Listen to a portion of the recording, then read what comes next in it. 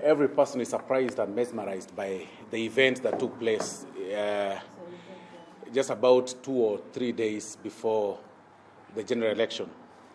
And just for your interest, there is nothing called witch hunt in this whole thing. Nyakang'O comes from my neighboring county, but in Nyamira, and I come from Kisii. And I'm on record in the floor of the House having said that it's important for people who go for independent offices get to know their code of conduct and read it and understand it. One cannot use coercion as an excuse to hide, their faces. And at no given time did the control of budget raise that issue until it came in the budget-making process and the audit and in the National Assembly. Had she talked about it immediately, even after elections, and raised it without casting aspersions and, blame games and stuff like that, and finding some scapegoats, then I think we would have looked at her differently. It's at this point that Kenyans must know that let each person learn to carry their own cross. And we are going to start a process of removing Nyakang'O from office through legal means and legal channels, and that is the National Assembly. We've got to have people who are straight to run offices. I mean, really, 16 billion is not 2 shillings. Right now, members of parliament are suffering. They have not gotten national government NGCDF for purposes of bursaries. Kenyans are starving.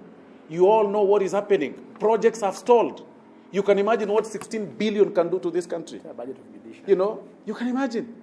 Right now, the judiciary is also, crawling. They cannot hire new judges. There are backlog cases, in court. And prisons are full with people, and matters are supposed to be fast-tracked for purposes of completion and everything. Kenya is not really doing very well. And I think we consider Nyakang'O as a whistleblower and a victim and also a culprit in this whole thing. So she's got to choose which side she'll take. Whether to be a culprit, victim, of course she's just a victim as a Kenyan, because she's also fallen prey of such whole mess. And she mentions all the names that were involved, and I don't think it's only the finance minister, the former finance minister, is involved. This whole thing is a scheme.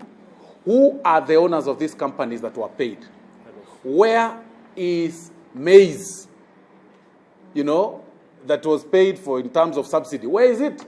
Because we paid 4 billion, 4 days to elections. Where is that maize that you paid for? Which company? And who are the owners of those companies? Where are they located? Who are they? Besides the directions by Ukuru Atan, who else gave the directions? How do they cover this money? And by the way, that is the tip. It's just a tip. If the whole thing is given in black and white, you'll be surprised. That is what happened in about 3 days to elections. Whatever happened within a month to elections will shock Kenyans. And even immediately after elections, after the declaration of results, the drama that you saw, in Bomas and everything, people were just buying time to steal. And Nyakang'O was still in office. She still approved some payments, even immediately after elections.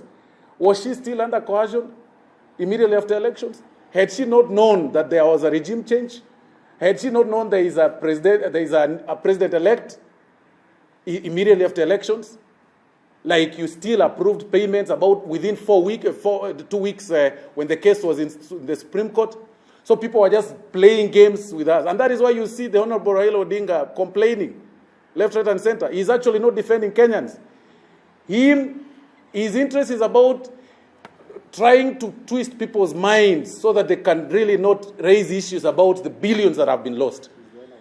He's actually the owner of this dog. Thank you very much.